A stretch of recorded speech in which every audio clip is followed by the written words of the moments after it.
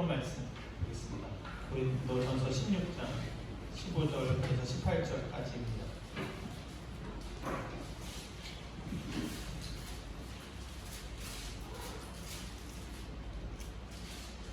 고린도전서 16장 15절에서 18절 말씀까지입니다. 한 절씩 같이 읽겠습니다. 형제들아, 스데바나의 집은 곧 아가야의 첫 열매요, 또 성도 섬기기로 작정한 줄 너희가 아는지라 내가 너희를 권하노니,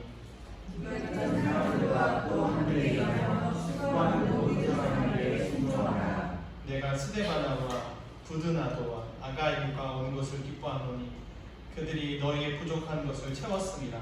그들이 나와 너희 마음을 시원하게 하였으니 그러므로 너희는 이런 사람들을 알아주라. 아멘. 자, 우리 또 축복하고 시작하겠습니다. 서로 옆 사람을 향해서 하나님께서 당신을 사랑하십니다. 하나님께서 당신과 함께 하십니다. 한 번 더요. 하나님께서 당신을 통해서 영광 받으십니다. 자, 이제 자기 자신을 향해서 하나님께서 나를 사랑하십니다. 하나님께서 나와 함께 하십니다. 하나님께서 나를 통해 영광 받으십니다.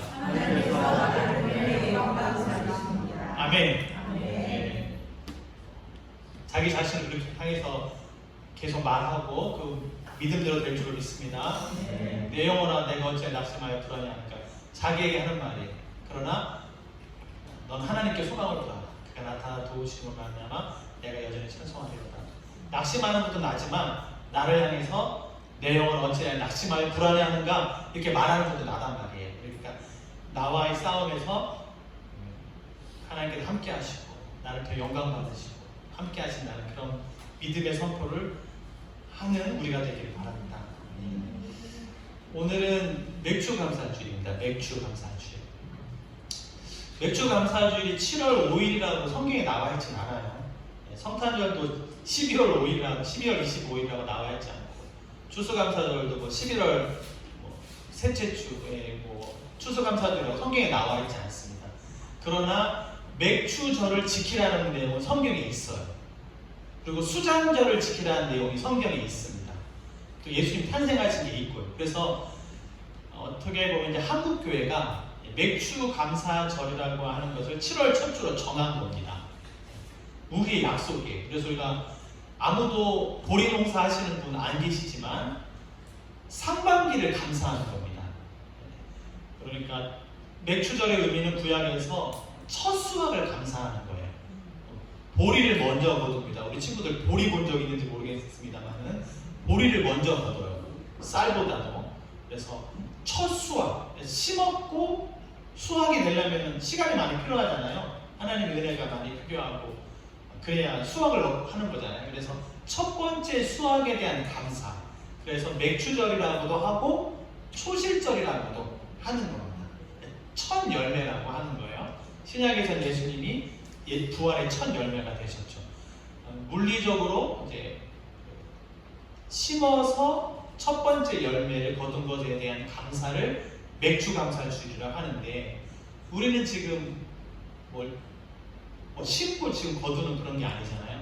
그래서 한국교회가 그러면 우리가 감사하는 마음으로 상반기를 감사한다, 지난 6개월을 감사한다는 마음으로, 지나온 것에 대한 감사하는 마음으로 7월 첫 주를 맥주감사주일로 지키는 것입니다.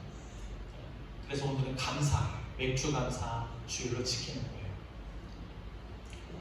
이 맥주감사주일에서 이제 언어는 보리이지만 맥주가 보리이지만 저는 사람이 열매이다, 사람이 선물이다, 이런 제목으로 말씀을 드리려고 합니다. 고린도전서 16장이니까 고린도 교회에 보낸 편지의 마지막 장에서 바울이 세 사람을 소개해요. 17절에 스데바나와 부드나도와 아가이고 이렇게 세 명이 나와 있죠. 이 세 명을 소개하면서 먼저 15절에서 스데바나의 집을 아가야의 첫 열매라고 말합니다. 아가야 지방에서 거둔 첫 열매, 보리가 아니라 그 사람 가정 자체가 첫 열매다라고 하는 거예요. 아가야 지방에 복음 전하러 갔을 때 첫 열매가 스데바나의 집이다. 그러면 이 스데바나가 첫 열매인가? 1장에 나옵니다. 고린도전서 1장 16절에 스데바나의 집, 스데바나의 사람들에게 바울이 침례를 베풀었어요. 그래서 침례를 베풀었다고 하는 것은 그 침례를 갖는 가정이 침례자에 대한 신뢰가 있어야 되는 겁니다. 강제로 할 수 있는 분이 아니고 또 어느 정도 가르쳐야 되겠죠. 하나님은 전능하신 천지를 만드신 하나님이시고 예수님께 우리 죄를 위해 죽으시고 부활하신 것을 믿으시니까 이러한 것. 또 혼자 하는 게 아니라 같이 하는 거기 때문에 그 공동체에 대한 신뢰 그리고 공동체에 속해서 이제 앞으로는 제가 이 교회에 형제 자매로서 이제 뭐 가족 구성원으로서 미행부로서 하겠습니다라는 것도 선포하는 거거든요. 믿는다는 선포하고 되는 거고 이 공동체 안에 제가 신앙생활 하겠습니다. 이 공동체 안에 어떤 것을 행할 때 따르겠습니다. 이런 것도 동의가 그 안에 있는 거예요. 그래서 첫 열매라고 하는 것은 세례를 주었기 때문에 첫 열매라고 할 수 있어요. 이 세례라고 하는 것은 우리 신앙생활의 완성이 아닙니다.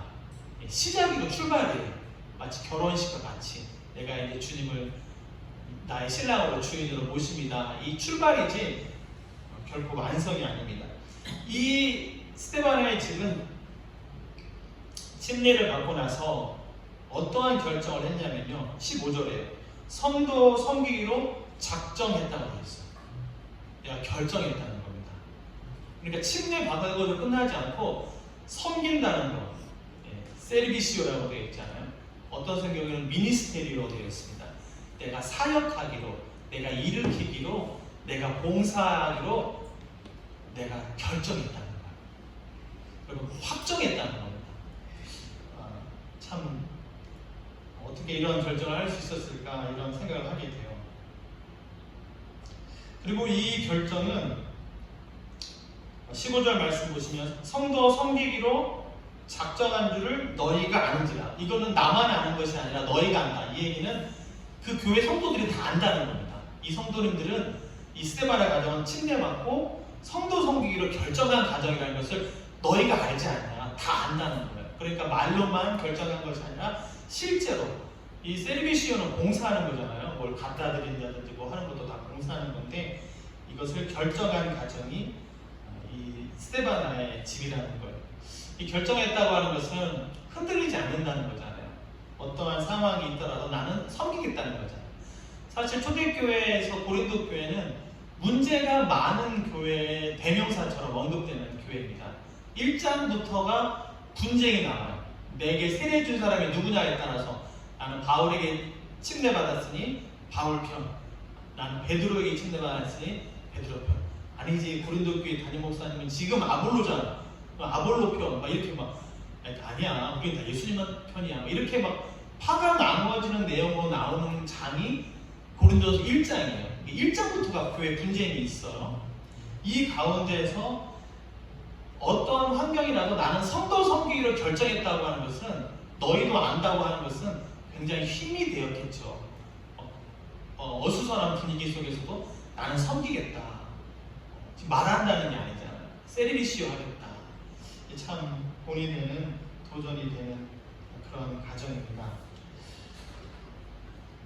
그래서 이런 가정을 보면서 말씀하셔서 나는 이제 어떤 작정을 했는가, 어떠한 결단을 했는가도 이렇게 생각을 하게 됩니다.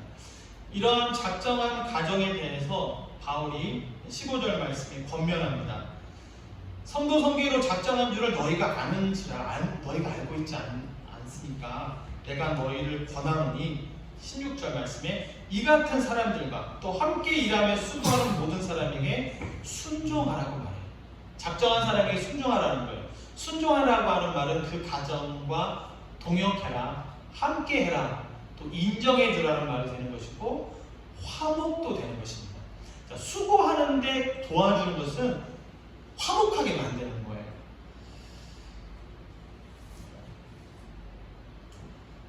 데살로니가전서 5장 12절 13절 말씀 한번 제가 읽어드릴게요. 형제들아, 우리가 너희에게 구하노니, 권면하노니 너희 가운데서 수고하고 주 안에서 너희를 다스리며 권하는 자들을 너희가 알고, 여기서도 안다 그러잖아요. 알아주고 그들의 역사 세리비시로 말미암아 사랑 안에서 가장 귀히 여기며 너희끼리 화목하라. 알아주고 귀히 여기고 화목하라. 그러니까 그 가정에 대해 순종하라고 하는 것은 알아주라는 것이고 귀히 여기라는 것이고 화목하게 되는 것입니다. 누가 봉사한다고 할 때 함께 하는 것, 그것이 화목한 모습을 갖는다라고 하는 거예요. 이러한 것을 이제 바울이 권면하고 있습니다. 수고하는 모든 사람에게 순종하라. 그러니까 스데바나의 집이 대표적으로 앞에 나가면서 작정했고, 그와 함께 일하며 수고하는 모든 사람. 16절에 이름은 나와 있지 않지만 그런 사람에게도, 이름은 나와 있지 않지만 수고하는 모든 사람에게 순종하라, 이렇게 말을 하는 것이죠. 그러니까 고린도 교회는 여러 가지 분쟁뿐만 있었던 것이 아니라 뒤에 갈수록 이제 많은 어려움이 있었지만 그 가운데에서 열심히 섬기고 수고하는 가정과 함께하라고 바울이 권면하고 있는 것입니다. 이러한 스데바나의 집을 이 마지막 장에서 이야기한 것은 14절에 나오는 권면의 모델이 아닐까 이런 생각을 해요. 오늘 본문 14절에 너희 모든 일을 사랑으로 행하라. 사랑으로 행하라 하고 그리스도를 얘기하는 것이 아니라 사랑으로 행하라 하면서 스데바나의 가정을 이야기한다는 거예요. 사랑을 이야기한 장이 13장이잖아요. 고린도전서 13장. 사랑은 언제나 오래 참고, 사랑은 온유하고, 사랑은 시기하지 않고, 사랑은 교만하지 않고. 이게 사랑을 하면서 나온 첫 번째 문장입니다. 그 다음에 무례히 항의하지 않고, 자기 이유를 걷지 않고, 구하지 않고, 성내지 않고가 쭉 나오지만 첫 번째는 오래 참고 온유하고 시기하지 않고 교만하지 않고, 이걸 먼저 이야기하거든요. 그 너희 모든 일을 사랑으로 행하라 하면서 그렇게 본을 보여주는 가정이 이 스데바나의 집이라고 하는 거예요. 시기하고 교만하면 협력이 되겠어요? 순종이 되겠어요? 그러나 이렇게 순종하고 협력하고 귀히 여기는 것이 다 사랑의 모습이다 라고 하는 것입니다. 우리가 맥주절뿐만 아니라 우리가 6개월을 지나오면서 다 사랑의 마음이 있으셨다고 생각합니다. 가족을 생각하는 마음, 또 보리를 생각하는 마음, 농사에 대한 마음, 이런 다 사랑의 수고를 알아줘야 되고, 그 수고의 열매가 수확의 기쁨, 맥주 감사절을 보낼 수가 있는 것이죠. 우리가 다 수고하여서 오늘을 다 맞이하고 있는 줄로 믿습니다. 그 다음에 이 스데바나의 가정을 이야기하면서 그 다음에 17절 말씀이요. 부드나도와 아가이도를 언급합니다. 이 사람들은 어떤 사람들이었냐면요, 부드나도와 아가이가 온 것을 기뻐한다. 바울이 기쁘다는 거예요. 스데바나, 부드나와 아가이가 지금 바울이 있는 에베소를 찾아가는 겁니다. 그것을 바울이 기뻐해요. 이 기쁨은 무슨 기쁨인가요? 17절에 그들이, 이 세 명이 너희의 부족한 것을 채웠다 라고 말해요. 너희의 부족한 걸 채웠다. 고린도 교회의 부족함을 채웠다는 거예요. 이 채웠다는 것은 두 가지를 생각할 수 있습니다. 먼저는 그리움이에요. 그리움. 찾아간다는 건 뭐예요? 고린도는 마게도냐입니다. 오늘날의 유럽 땅이에요. 에베소는 소아시아, 터키입니다. 그러면 거기까지를 찾아갔다는 것은 보고 싶어 찾아가는 거예요. 우리가 가족을 만나러 가는 거잖아요. 얼굴 보러 가는 거잖아요. 그 그리움을 채우는 거예요. 고린도 교회 성도님들이, 고린도 교회를 개척한 목사님, 사도는 바울입니다. 그 바울을 찾아감으로 말미암아 자기들의 그리움을 채운 거예요. 그래서 너희의 부족함을 채웠다는 것은 얼굴 보고 싶었는데 그 안부, 보고 싶은 것을 채웠다라고 하는 것이죠. 두 번째 채웠다고 하는 것은 궁금증을 채운 겁니다. 고린도 교회는 이방인 교회라고 말씀드렸잖아요. 그래서 이방인 교회이기 때문에 유대인이 아니기 때문에 율법보다는 복음이지만 그래도 교회 안에서 어떻게 해야 되는가에 대한 궁금증을 많이 갖고 있었어요. 그래서 1장부터 보시게 되면 세례 누구에게 받았냐부터 분쟁하는 것뿐만 아니라 결혼의 문제라든지 독신의 문제라든지 또 우상에게 바쳐진 걸 먹어야 되냐 말아야 되는가, 또 여자가 머리에 수건을 써야 되는가 안 써야 되는가. 제가 머리에 수건 쓰는 거 설교했잖아요. 그 고린도 교회가 헷갈리는 거예요. 써야 되는 건가 말아야 되는 건가. 질서, 그리고 성찬은 어떻게 해야 되는 것이며 은사가 많은데 은사는 어떻게 사용되는 건가, 이런 것에 대한 질문을 이 세 명이 갖고 온 겁니다. 그래서 바울이 에베소에 있으면서 질문을 갖고 오니까 바울이 그거에 대한 답을 주었는데 그 답이 고린도 전서입니다. 탄생이 그렇게 된 겁니다. 그래서 너희의 부족함을 채웠다는 것은 고린도 교회가 궁금한 그 궁금증에 대한 해답을 채웠다는 거예요. 그렇게 함으로 말미암아 18절에 그들이 이렇게 궁금증을 갖고 온 너희들, 그들 3명, 그리고 내 얼굴을 보고 싶어하는 그들이 나와 너희의 마음을 시원하게 했다고 말해요. 시원하게 했다. 궁금한 것이 해결돼서 시원하고, 내가 바울 목사님, 바울 사도를 보고 왔는데 잘 계시더라고. 여전히 지금 에베소에 계시는데, 아니 예루살렘 가가지고 지금 서바나까지 간다고 하시더라고. 로마를 지나서 아무도 못 말리실 것 같아. 이런 거, 이런 안부를 얘기하는 것이죠. 이 마음을 시원하게 했다. 이 번역이 너무 좋은 것 같습니다. 여름날에 시원한 냉수와 같은 분들이 되시는 줄 믿습니다. 이 시원하게, 번역을 시원하게 했는데 스페인말로 꽁포르타르라고 되어 있어요. 원기를 회복시키다, 격려하다, 힘이 나다. 이 세 사람 때문에 내가 힘이 난다는 거예요. 나에게 물어봐줘서 내가 격려받는다는 거예요. 내 얼굴 보려고 여기까지 찾아와줘서 약간 내가 힘이 난다. 이렇게 지금 바울이 나와 너희 고린도 교회의 마음을 시원하게 했다라고 해요. 정리하면 이런 거죠. 스데바나의 집은 15절에 성도를 섬기기로, 교회 안에서 다수를 섬기는 사람일 뿐만 아니라 한 사람 목회자에 대해서도 찾아가서 물어보는 그런 성도였다라고 하는 것입니다.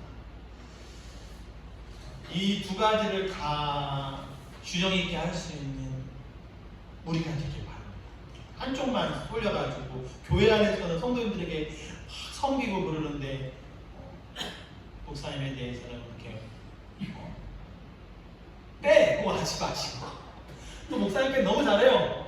근데 교회 안에서는 성도님들 사이에서 안 좋고, 이런 것은 바람직하지 않습니다. 바람직하지 않아요. 그리고 잘하는 것이 아니다라고 했습니다.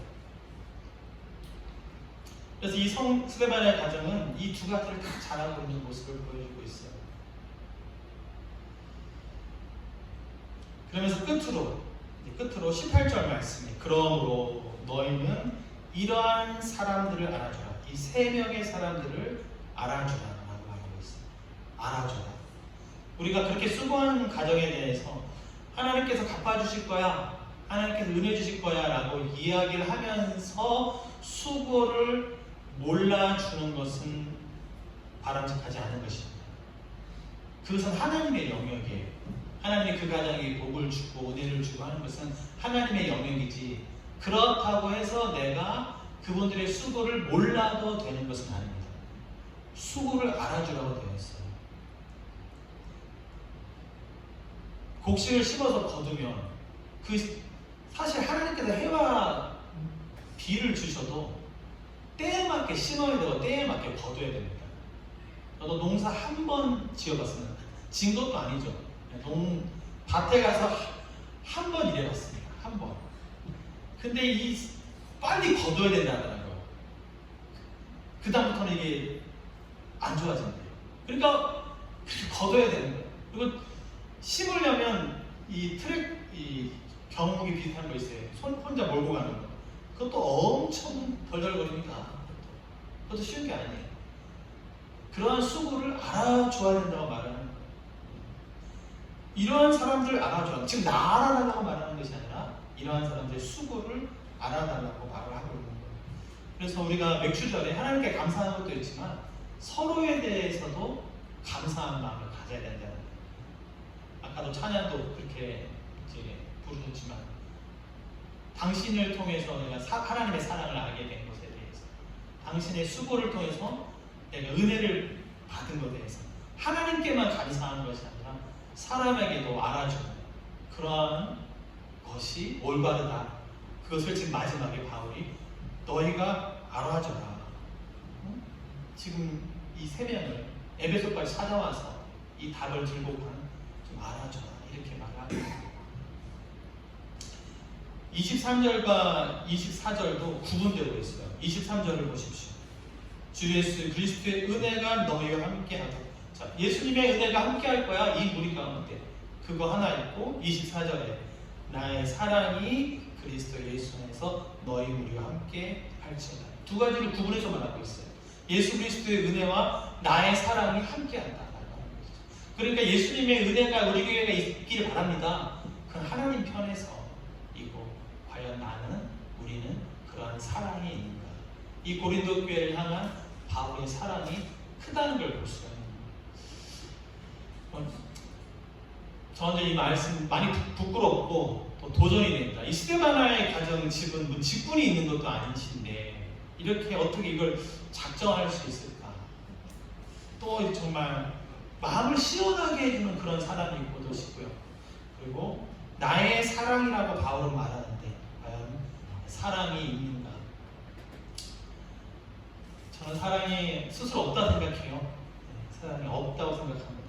다만 사랑이 무엇인가라고 성경에서 말해주는 것을 따라가려고 노력은 합니다. 사랑은, 세상에서 말하는 사랑은 세상의 사랑이에요. 그러면 세상에서 하는 이야기고, 우리는 성경을 하나님의 말씀 기준을 삼아서 사랑은 무엇인가, 오래 참는 것이고, 온유하는 것이고, 시기하지 않는 것이고, 교만하지 않는 것이다. 그러니까 따라가려고 노력을 하지 사실 사랑은 없는 것 같아요. 제 자신 안에서. 이 사랑이라고 하는 자체가 아가페의 사랑이기 때문에 그래요.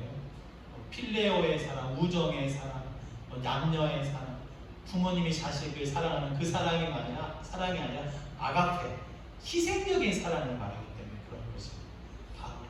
그러니까 이런 것이 예수 그리스도의 은혜와 구분되어 있기를 바울은 말한다는 거예요. 그러니까 성도들의 수고, 바울의 수고, 그 사람들의 수고를 알아주는 것도 있어야 되는 거예요. 하나님께서 다 은혜 주신다고가 아니라 수고하신 분들이 있다라고 하는 거예요. 그것을 맥주절에 기억을 하고 알아줘야 된다고 하는 것입니다. 이야기하고 싶은 것들이 사실 많이 있어요. 감사하는 거. 정말 너무나 놀랍구나. 그 침례를 줬는데 시간이 지났는데 섬기기로 작정한 사람이 됐단 말이야. 그리고 또 차장까지 왔네. 물어봐 주네.